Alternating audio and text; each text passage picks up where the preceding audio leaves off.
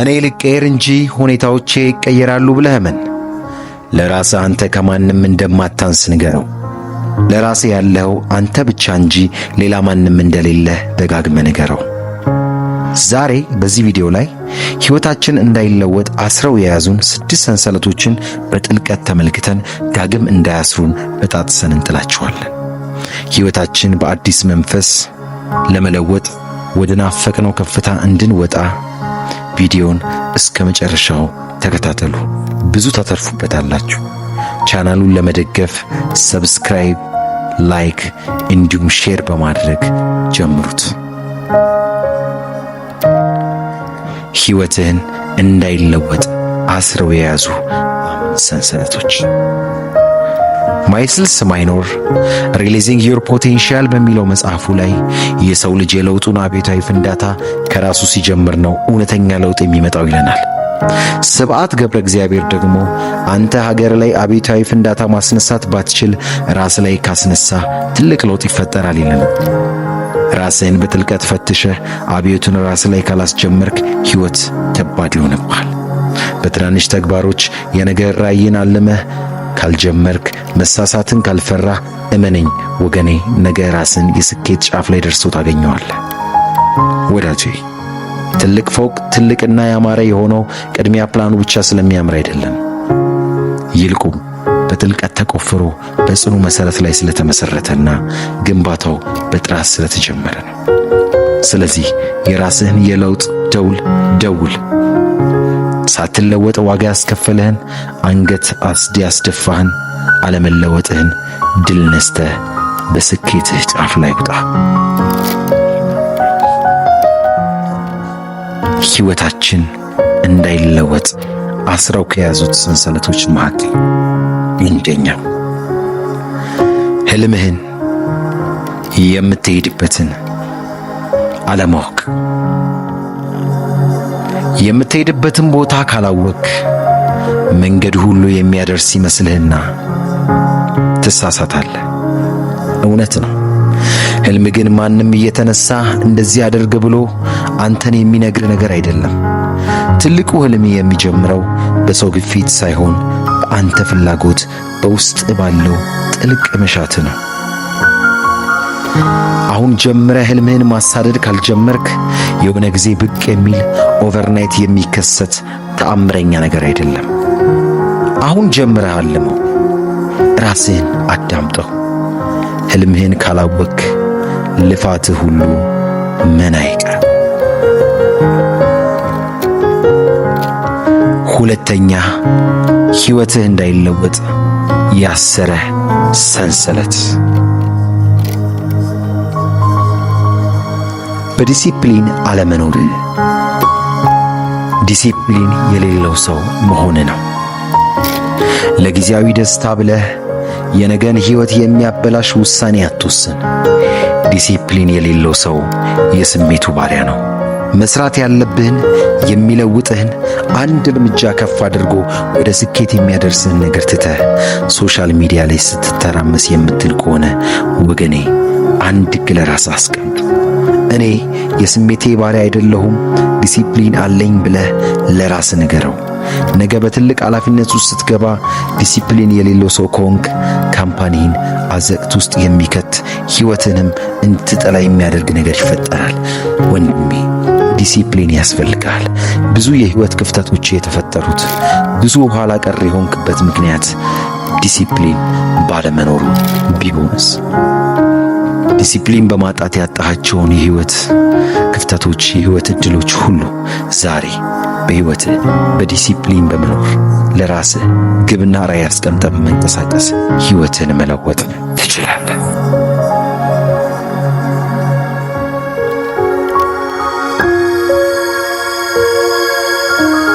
ሶስተኛው እንዳትለወጥ ያሰረ ሰንሰለት ጀምረህ ስለምታቆም። ጀምሮ ማቆምን ስትለማመድ ለነገሮች ያለህ የሥራ ጥንካሬ አብሮ ይሸረሸራል። ራስህን ለማሻሻል እየጣርክ እያለ ከስህተት ወደ ነበርክበት ስትመለስ ራስህን አንድ ነገር ጠይቀው። ለምን ጀመርኩት በል። የመጀመሪያ ራእይህን ደጋግመህ አስታውሰው። ሌላ ለማቆም ስታስብ በዚህ ለውጥ ውስጥ የምታገኘውን ክብር፣ ዝናን፣ ሽልማትህን አስብ። ያኔ እንደገና ትበረታለህ።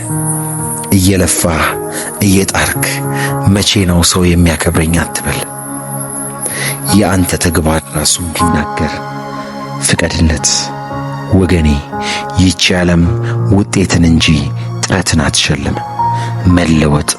መለወጥ የሚሆነው ለውጥ ራሷ ስታጨበጭብል ነው። ምንም ነገር ከጀመርክ ውጤቱን እስክታይ ድረስ ጀምረህ አታቁም። አራተኛው ሕይወትህ እንዳይለወጥ አስሮ ተብትቦ እንዳትንቀሳቀስ ያደረገ ትዕግሥት የሌለ ሰው መሆን ነው። ትዕግሥት የለህም። ታሪኩ የተፈጸመው በአንድ ግዛት ነው። ሰውየው አንድ ቦታ ወርቅ እንዳለ ይሰማና ወርቁን ለመፈለግ የወርቅ ማሽን ይከራይና ወደ ሥራ ይገባል። ከዛ ትንሽ እንደቆፈረ ይሰለቸውና ፈለግኩ፣ ቆፈርኩ፣ የለም ብሎ ተስፋ ቆርጦ ትቶ ይወጣል። ሌላ ተራኛ ይገባና ምን እንደተፈጠረ ገምቶ ሁለተኛው ሰውዬ መጀመሪያ ከቆፈረው ሰውዬ 2 እርምጃ ሲቆፍር ወርቁን አገኘ። አስቡ፣ ያ የመጀመሪያው ሰውዬ እንዴት እንደሚቆጨው አስቡ። እንዲህ የምትሠራው ነገር ከከበደህ ካስጠላ የማይሆን መስሎ ሲታየ ለራስ አንድ ነገር ንገረው። ልጨርስ ነው፣ ልለወጥ ነው ብለህ አስብ። ያኔ ትበረታለህ ወገኔ። ሥራ እየሠራህ በምትሠራው ተስፋ አትቁረጥ። አንዳንዴ እኛ ስንጨርስ ፈጣሪ ይጀምራል። ለውጥም በትዕግሥት ሲታጀብ የማይለወጥ ጽኑ ለውጥ ይሆናል። 5ኛ ሕይወትህ እንዳይለወጥ ተብትቦ ያሰረ ሰንሰለት። ኃላፊነትን ለመውሰድ ስለምትፈራ ነው። ቆራጥ ሆነ የምትሞክራቸው ዕድሎች ስኬትን ያስገኙልሃል። መሳሳት ፈርተህ መለወጥን ፈልገህ፣ መሞከርን ፈርተህ መለወጥን ፈልገህ እንዴት ይሆናል? መሳሳትን ስትፈራ መለወጥን ታቆማለህ። በምንም ሁኔታ ውስጥ ተስፋ ቆርጠህ ዛሬን አላቆም፣ ነገ ያንተ ነው። በምንም አይነት ሁኔታ ውስጥ ኃላፊነትን 100% ለመውሰድ አትፍራ። 6ኛውና የመጨረሻው ሰንሰለት፣ በትናንሽ ስኬቶች ስለማታመሰግን። በትናንሽ ስኬቶች ስትደሰት የነገህን ራዕይ በትልቁ ማሳካት ትችላለህ። በትንሹ ስታመሰግን አንተ ያላየኸው ያልሰማኸው ሌላ ማመስገኛ ይጨመርልሃል። አንተ ራስህን ለውጠህ ዛሬ በአዲስ ሕይወት ልምምድ ውስጥ ነህ ወገኔ። አንተ ያለፍከውን መከራ አልፈው ስኬታቸውንና ደስታቸውን ማጣጣም ያልቻሉ ብዙ አሉ። ወንድሜ፣ እኔን ቀላል ሰው አድርጋችሁኛል፣ እኔ እኮ ማለት ብለህ ስለ ራስህ ጠንካራ ጎን ለወዳጆች ንገራቸው፣ ለራስህ ሸልመው። ያኔ ከመጀመሪያው ስኬቶች የበለጠ አሪፍ ስኬት ታገኛለህ። እውነተኛ ለውጥን ማስቀጠል ትችላለህ። ወዳጆቼ፣ ለዛሬ ሕይወታችን እንዳይለወጥ አስረው ተብትበው እኛን ያሸነፉን ሰንሰለቶች እነዚህ ነበሩ። ከዚህ በኋላ እነዚህን ሰንሰለቶች በሕይወትህ በጣጥሰህ አዲስ ማንነትን ገንብተህ በሕይወትህ ከፍ ወዳለ ደረጃ መውጣት ትችላለህ።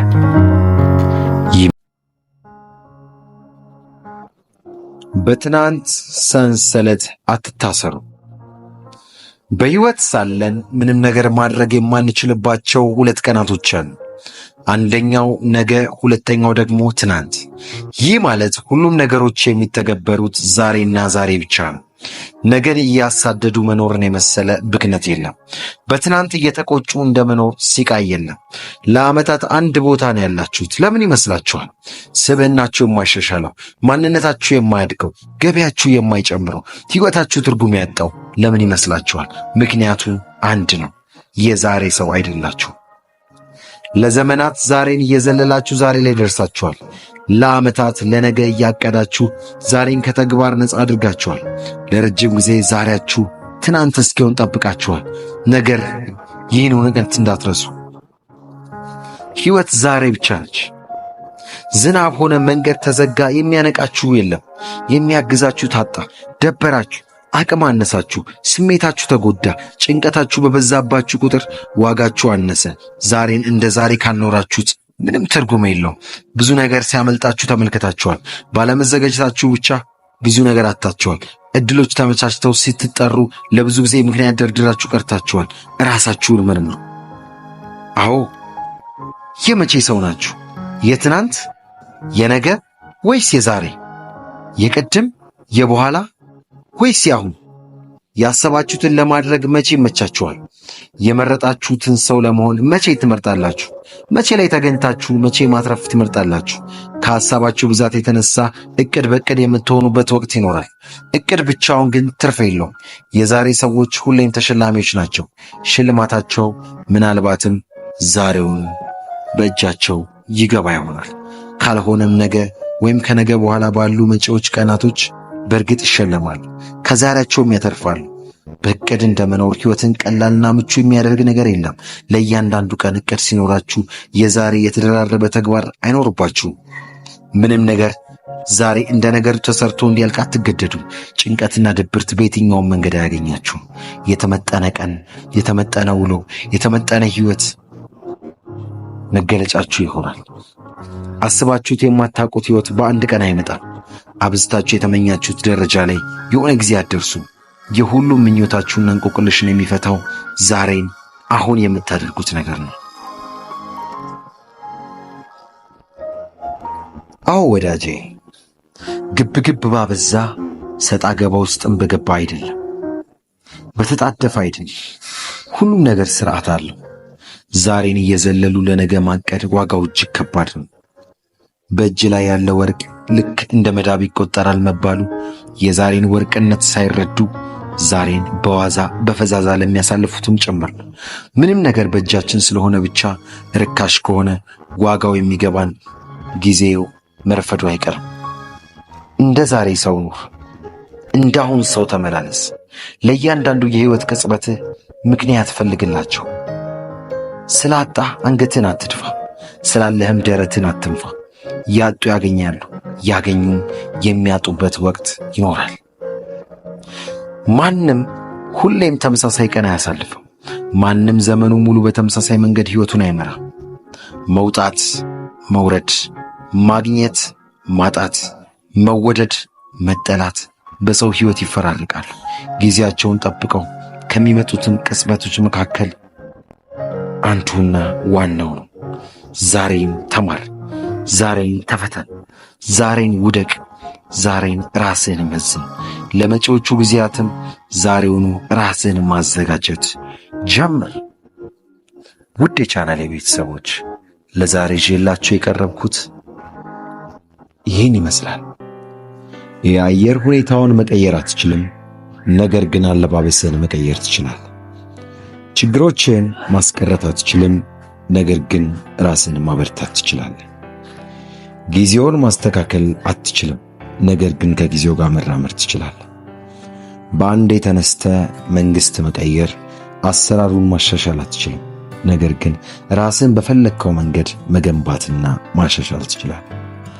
ከአቅም በላይ የሆኑ የማንቆጣጠራቸው በእነርሱ ላይ ስልጣን የሌለን እኛ ሳንሆን እነርሱ የሚመሩን ምድራዊ ጌቶችና በእግዚአብሔር ፈቃድ የሚዘወሩ ነገሮች እንዳሉ ማሰብ ተገቢ ነው። ከዚህም አንጻር በእነርሱ ከማማረርና ከመናደድ ይልቅ ራሳችንን መመልከት ይኖርብናል። እውነት ነው፣ ሕይወት ከባድ ነች። የክብደቷም ልክ ግን ሚዛኑ በእኛ እጅ ላይ ነው። ሁሉም ነገር ይቻላል ሲባል በሰው አቅምና ዕውቀት የሚገደም መሆኑን መረዳት ተገቢ ነው። ወዳጄ፣ ቀላሉን መመኘት አቁመህ ለከባዱ መዘጋጀት ስትጀምር፣ ምቾትህን አቁመህ በማይመች ሁኔታዎች ውስጥ ራስህን ለማመቻቸት ስትጥር፣ ከሚታየውና ከሚሰማው በላይ በራስህ ተስፋ ከተመራህ፣ የአምላክህን ፍቃድ ከጠበቅ፣ በእርግጥም ትችላለህ፣ ትቀየራለህ፣ ታደርጋለህ። ሐሳብና ምኞትህ ሁሉ ገደብ አላቸው። ከገደባቸው የማለፍ አቅሙ ግን ይኖርሃል። ማውጣት፣ ማውረዱ፣ ማሰብ፣ ማስተላሰሉ አይቀርልህምና ማድረግ ስለምትችለው ነገር ብታስብ መቀየር ስለምትችለው ነገር ብታሰላስል ደግሞ ብዙ ነገሮችን የመቀየር እድሉም አቅሙም ይኖራል። ከቢሆን ኑሮ ሐሳብ ተላቀ፣ ከቅዠት ተላቀ፣ ከማይሆኑ ሐሳቦች ወጥተ ከአቅም በላይ የሆኑ ነገሮች ላይ ማተኮርን አቁመ ነፃ ፍቃድ ባለህ በራስህ በገዛ ፍላጎትና ምርጫ የተገደበውን ሕይወትን መለወጥ ትችላለህ። ማንም የተሰጠው የተለየ ክህሎት አለ። የክህሎት ውጤት ግን በራሱ ውሳኔና ተግባር ላይ የተመሰረተ። ልክን አውቆ መኖር፣ እንደ አቅም መራመድ፣ የሚችሉት ላይ ማተኮር ትልቅ ስጦታ ነው። ምንም ማድረግ አልችልም ከማለታችሁ በፊት የምትችሉትን ሁሉ ስለማድረጋችሁ መጀመሪያ እርግጠኛ ሁኑ። ነገሮች ከአቅማችሁ በላይ መሆናቸውን የምታውቁበት ብቸኛ መንገድ ሙከራችሁን ስታዩ ብቻ ነው። እጁን አጣጥፎ ተቀምጦ ከሕይወት ክብደት ማምለጥ አይቻልም። ንግግርን ችላ ብሎ ለመግባባት ዝግጁ ሳይሆን ቀርቶ የሰመረ የፍቅር ሕይወት መመስረት አይቻልም። ራስን ገድቦ ማንነትን አሳንሶ ራስን ወደ ኋላ እየገፉ ለውጤት መብቃትና ራስን ማሻሻል አይቻልም። ከአቅም ጋር የሚሄድ ምርጫህን ምረጥ። በመረጥከው ምርጫ ደስተኛ ስለመሆንም እርግጠኛው። ባሰብከው ሰዓት ያሰብከው ስፍራ እንደሚያደርስህም ተማመነበት። ያን ከፍታ ላይ ስትወጣ ደግሞ አንተ ሳትሆን ድልህ ይናገር። ምክንያቱም ቋንቋ አለው። የአሸናፊነት ቋንቋ ንግግር አለ። የድል አድራጊነት ንግግር አቋም አለ። ዋጋ የመክፈል አቋም መስዋዕትነት አለ። ለታላቅነት የሚከፈል መስዋዕትነት ራስህን መስጠት ይኖርብሃል። ሕይወትን ለማሸነፍ ብቸኝነት አለ። ራስን ለማብቃት የሚበቃ ብቸኝነት። ትኩረትህን የድል ጽዋ ላይ ስታደርግ፣ ሐሳብህን መሰብሰብ ስትችል፣ ስሜትህን ስትቆጣጠር፣ ሐሳብህን ስትሰበስብ፣ ራስን ስትገዛ ማብቃት ያለበት ነገር ሁሉ ያበቃል። አሸናፊነትህ ወደ ራስህ ይመጣል። ድልህ ከእጅህ ይገባል። ስኬትህ በየጊዜው ይጨምራል። ያለማቋረጥ የምትለማመደው ውጤቱን ስለምታውቅ ነው። ብቻህን የምትታገለው የትግል ምክንያት ስለገባህ ነው። በውጥነት የምትቆጥረው ዓላማ ስለገባህ ነው። የተሰበረው ልብህ በአሸናፊነትህ ይቃናል። ተስፋ በማጣት የተረበሸው ልብህ በድል አድራጊነት እንደገና ይሞላል።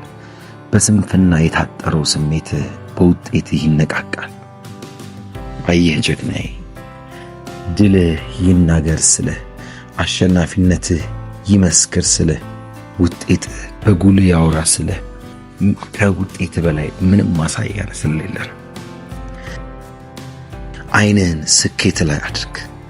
ልብህን ለዓላማ አስገዛ። መንፈስህን በአምላክ ቃል ጠግን።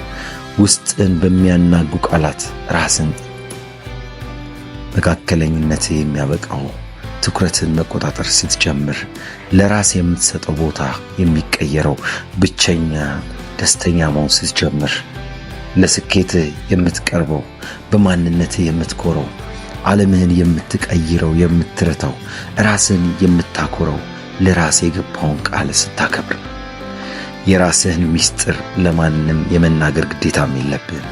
የተዘጋብህን በር ለማስከፈት አላስፈላጊ ሰጣ ገባ ውስጥ መግባት አይኖርብህም። የምትሰማው፣ የምታነበው፣ የምትከተለው እያንዳንዱ ነገር አንድም የውድቀት ምክንያት አሊያም የስኬት መንስኤ የመሆን አቅም አለ። ወንድሜ፣ ዕውቀት ይኖር ይሆናል። ዕውቀት ግን ምን አተረፈልህ? ጥበበኛ እንደሆንክ ልታስብ ትችላለህ። ነገር ግን ጥበብን በምን ገለጽከው? ጥሩ ተናጋሪ ልትሆን ትችላለህ። ነገር ግን የምትናገረው ምንድን ነው? በሥራ ታታሪ ነህ? ተነሳሽነትህ ከፍተኛ ነው? ንቃትህ የላቀ ነው? ታታሪነትህ የተለየ ነው? ነገር ግን ይህ ሁሉ ጥራትህ፣ ይህ ሁሉ ጥንካሬ ውጤት ካላመጣልህ፣ ለፍሬ ካላበቃ ትርፉ ምንድን?